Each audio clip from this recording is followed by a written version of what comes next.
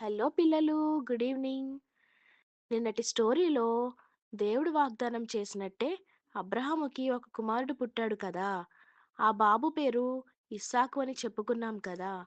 ఈరోజు ఇస్సాకు పెద్దవాడైన తర్వాత ఏమైంది అని తెలుసుకుందాం.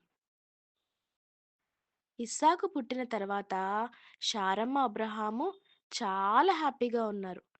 ఆ బాబుతో ఆడుకునేవారు. ఆ బాబు చాలా చక్కగా నవ్వుతూ ఉండేవాడు. ఆ బాబు వాళ్ళ నాన్నతో కలిసి పొలాల్లో తిరుగుతూ, దేవుని గురించి తెలుసుకుంటూ ఎంతో మంచి పిల్లాడిగా పెరిగాడు. ఒకరోజు దేవుడు అబ్రహామును పరీక్షించాలి అనుకున్నారు. అబ్రహామును పిలిచి, "నీకు ఎంతో ఇష్టమైన నీ ఒకే ఒక కొడుకు ఇస్సాకును తీసుకొని ఆ కొండ మీదకు వెళ్ళి నాకు ఇస్సాకును బలి ఇవ్వు" అని ఆజ్ఞాపించారు. అబ్రహాము చాలా బాధపడ్డాడు. అతనికి చాలా ఏడుపు వచ్చింది. అయినా కూడా దేవుని మాటకు లోబడి తన కొడుకును తీసుకొని కొన్ని కట్టెలు తీసుకొని కొండపైకి వెళ్ళారు. వెళ్తున్నప్పుడు ఇస్సాకు తన తండ్రితో, నాన్నా, మనం బలి ఇవ్వడానికి కట్టెలు తీసుకెళ్తున్నాం, అగ్గిపెట్టె తీసుకెళ్తున్నాం, కిరసనాయిల్ తీసుకెళ్తున్నాం, కానీ బలి ఇచ్చే గొర్రెపిల్ల ఎక్కడ ఉంది అని అడిగాడు. అబ్రహాము ఇస్సాకు అలా అడిగినప్పుడు చాలా ఏడ్చారు. నా కుమారుడా, దేవుడే బలి కోసం ఒక పశువును చూసుకుంటాడు అని చెప్పి కొండపైకి వెళ్ళడం స్టార్ట్ చేశారు. అబ్రహాము కొండపైకి వెళ్ళగానే అక్కడ ఒక బలిపీఠం కట్టారు.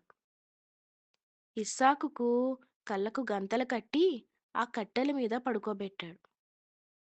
అబ్రహాము వెంటనే ఒక పెద్ద కత్తి తీసుకొని ఇస్సాకును బలి ఇవ్వబోతుంటే ఆకాశం నుండి ఒక స్వరం, అబ్రహామా, ఆగు, ఆ బాలుని ఏమీ చేయకు, నీవు దేవునికి ఎంత లోబడి ఉన్నావో నాకిప్పుడు అర్థమయ్యింది. నీకు దేవుడిచ్చిన గిఫ్ట్ ఈ ఇస్సాకు. దేవుడు అడిగిన వెంటనే ఏమీ ఎదురు చెప్పకుండా బలి ఇవ్వడానికి సిద్ధపడ్డావు. అందుకు దేవుడు చాలా సంతోషిస్తున్నాడు అని చెప్పాడు. అబ్రహాము వెంటనే అటూ ఇటూ చూస్తున్నప్పుడు అక్కడ పొదల్లో ఒక పొట్టేలు ఉంది. దాన్ని తీసుకొని వెంటనే ఇస్సాకును కిందకి దించి ఆ పొట్టేలును బలి ఇచ్చారు. దేవుడు అబ్రహాము నమ్మకాన్ని చాలా సంతోషించారు. అతని కుటుంబాన్ని బ్లెస్ చేశారు. చూసారా పిల్లలు, అబ్రహాము దేవునికి ఎంత లోబడి ఉన్నాడో. తనకు ఇష్టమైన దాన్ని దేవుడు అడిగినా కూడా ఇవ్వడానికి రెడీ అయిపోయారు. మనం కూడా అబ్రహాములాగే ఎంతో విశ్వాసంతో దేవుని మాట వింటూ ఉండాలి. ఒక చిన్న ప్రార్థన చేసుకుందాం. ప్రభువా, అబ్రహాములా నీ మాటను నమ్మడం, విశ్వసించడం మాకు నేర్పించండి.